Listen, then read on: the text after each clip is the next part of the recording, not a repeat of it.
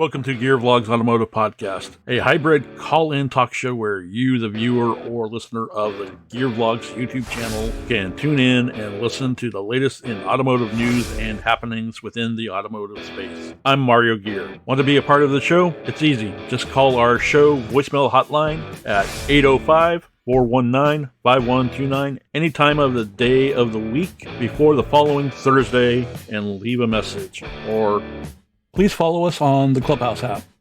Become a member of the Vlogz Gearheads Club on Clubhouse and raise your hand to come on stage and be a part of the community when we go live, most nights starting at 7 p.m. Eastern, 4 p.m. Pacific. So sit back, relax, and crack open a cold one. GM to idle Indiana truck plant for 2 weeks over chip shortages. Fort Wayne Assembly builds Chevy Silverados and GMC Sierras. Washington. General Motors said Friday it will idle for 2 weeks in April in an assembly plant in Indiana that builds pickup trucks over ongoing semiconductor chip shortages. The Detroit automaker said it will halt production at its Fort Wayne assembly plant, which builds the Chevrolet Silverado 1500, GMC Sierra 1500 for 2 weeks starting April 4th. There is still uncertainty and unpredictability in the semiconductor supply base, and we are actively working with our suppliers to mitigate potential issues moving forward, GM said Friday. The automaker said this in its first semiconductor-related full-size truck production downtime since August. GM noted that overall it has seen better consistency in semiconductor supply through the first quarter compared to last year as a whole.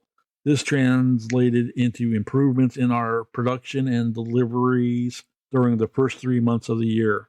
GM Chief Executive Officer Mary Barra met with some lawmakers on Capitol Hill this week, including Republican Senator Ted Young of Indiana.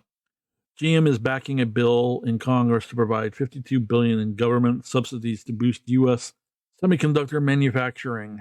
GM said that legislation could help alleviate the ongoing shortages that continue to impact U.S. automotive manufacturing. So, yeah, that's there. Now, my take on this semiconductor chip shortage that these manufacturers are dealing with. And my personal gripe with these Ivy League MBA professor types who came up with the idea of just-in-time manufacturing. You see, as the manufacturers, they know, they kind of forecast what they're going to need for the production line. You know, they have an idea of how much chips that they're going to need and a forecast. So they place orders with the manufacturers ahead of time. So in some instances, years in advance.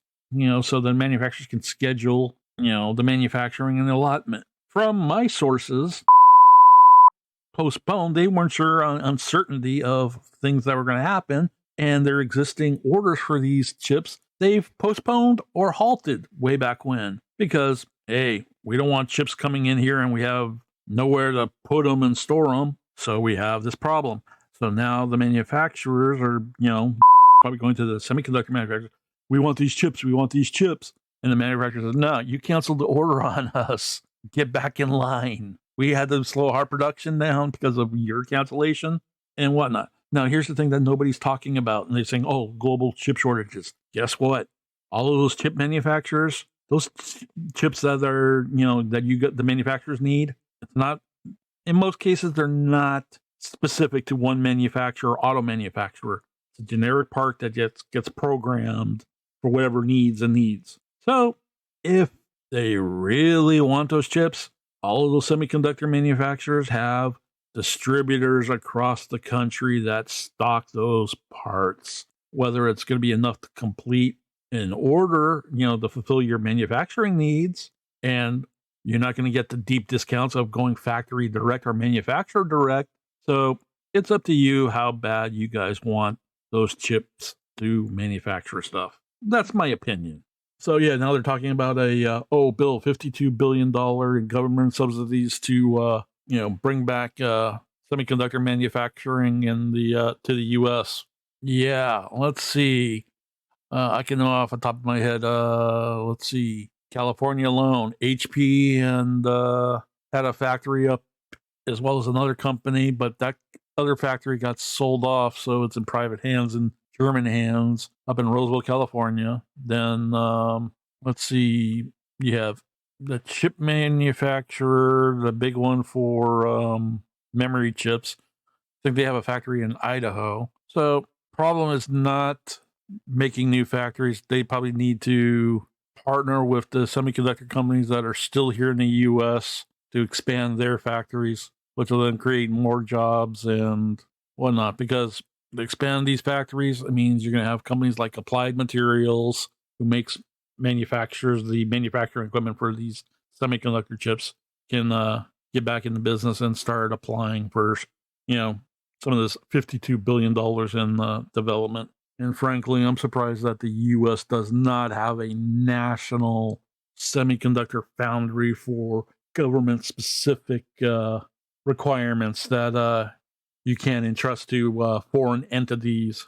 That is like, if the U.S. government has relied on outsourcing crucial, national security needs for semiconductor chips to foreign entities, somebody needs to be slapped in the face. But that's just my opinion.